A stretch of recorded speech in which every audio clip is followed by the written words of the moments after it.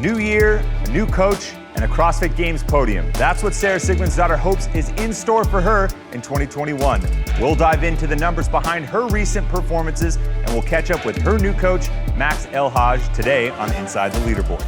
Welcome to Inside the Leaderboard. Tommy Marquez here, where we're going to take a deep dive into the numbers behind the sport. And today we're talking Sarah Sigmundsdottir. In the recent years, Sarah has had tremendous success in the online competition format in the Open, winning 3 out of the last 4 years worldwide. Now that success has translated over to live competition, specifically in the sanctionals. 2019, she competed in 4 events, 4 podiums to boot, but that did not translate into the games performance, where she finished 19th and was cut before the final day. Fast forward to 2020, similar story. She actually got better at the sanctionals. 4 events, 2 wins, never finished lower than second place, but once again, it didn't translate to the games. She actually regressed, finishing 21st overall and not making it out of stage 1. Taking a deeper look at Sarah's career, and one thing that stands out is the various coaching changes she has made along the way. Starting from when she burst on the scene in 2015, it's basically been 2 years with a coach, interspersed with 1 year where she was a free agent traveling around training with anyone and everyone.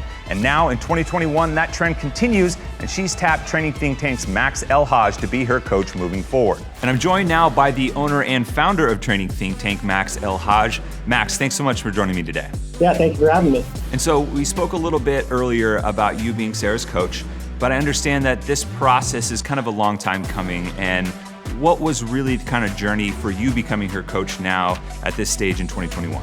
Yeah, so in 2017, she came out here. We did some evaluation work on her in terms of trying to figure out, she had just finished on the podium, trying to figure out what was the best strategy for trying to set her up for success long-term in the sport.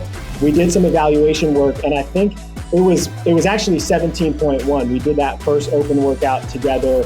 And I think just because the open season had started and there was just, so much spotlight on her, it was too much of a radical change to try to make in the middle of a season, like right when it was starting.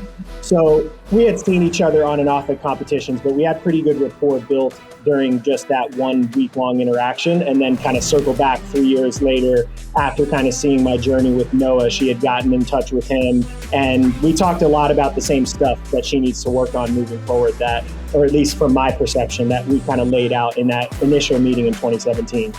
And so one of the things she probably doesn't need help on is her performance in the Open. She's won it 3 times. She's the only woman to do so. I'm curious, from your analysis as a coach, where does Open performance kind of rank in the priority scale? And do you think her performance in the Open in past years has actually hindered her at the games? The Open this year is different than Open in previous years, because now it's just top 10% and it's literally getting a ticket. In 2019 and 20, there was more of an emphasis on it because it was actually giving you a ticket to the game. So it's hard to try to figure out how much emphasis can you put on it to get 3rd versus 15th to secure your spot. So I'm not sure if she approached it incorrectly, but I do think that having a more relaxed approach and putting more of an emphasis later in the season can help you endure the season, because the season itself is pretty stressful and long. I mean, you're going pretty hard from March until the end of July. So if you can get through the Open feeling healthy, not putting too much emotional stress on yourself, just kind of getting through while not putting too much effort in, that's obviously best case scenario. So now for this year, that's what we're doing, is just be as relaxed as possible, but still work on executing and being as good as possible and not letting the competitive energy bleed out too early. And so kind of extrapolating that out across the entire season, this is your first year working together, and there's still a little bit of a feeling out process, I understand. So what, as a whole, is kind of your approach to 2021, and what are some strategic things you're focused on for this season? Well, the process has been really dynamic, because originally she was supposed to come out here. We're supposed to build like more of a team dynamic, more in person. So COVID has changed that. So I think number one is just be dynamic and be flexible with the approach to figuring out how we build a relationship from a distance. And then the other thing I think is figuring out how to peak at the right time. It's try to figure out, everyone knows that she's got the skills. She's shown it at big competitions before.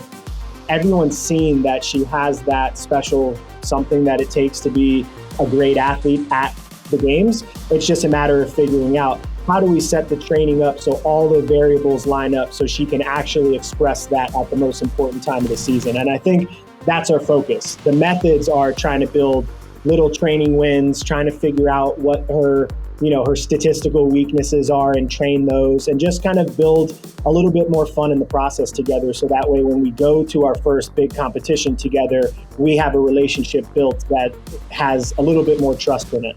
Trust is always important, but you kind of touched on one thing right there. You mentioned that she has this kind of special something, and I'm curious, you have a good grasp on the big picture as it seems. What do you see as kind of the ceiling for Sarah as an athlete? What do you see in the big picture? What is she capable of at the games? Just to answer it concisely, I think she can win. Now, it's easier said than actually done, and trying to put that type of performance pressure on immediately, I don't know if that makes sense. So I've talked to her about her last 3 seasons and saying, look, everyone knows, or everyone has said, and you think that you can win the game. So let's keep that big picture goal to goal. But we also have this gap from where she's finished the past 3 years to number 1. So let's start with doing better than the previous year. So we have that big picture mountain that we want to climb, but we keep our feet on the process of just trying to make sure that we're better than last year. And I try to tell her, our progress starts where we started together, not where the best you've ever been. And then we just try to get back above that ceiling, and hopefully she can actually, manifest that dream of being a champion. Love it. Max, thanks as always for taking the time to chat. Love hearing your expertise and wisdom, and best of luck to you and the Training Think Tank group along the way. Thank you very much. Thanks for having me. That does it for this edition of Inside the Leaderboard. If you guys haven't already, go sign up for the Open. It's only a few weeks away and it starts March 11th, and you can sign up only at games.crossfit.com.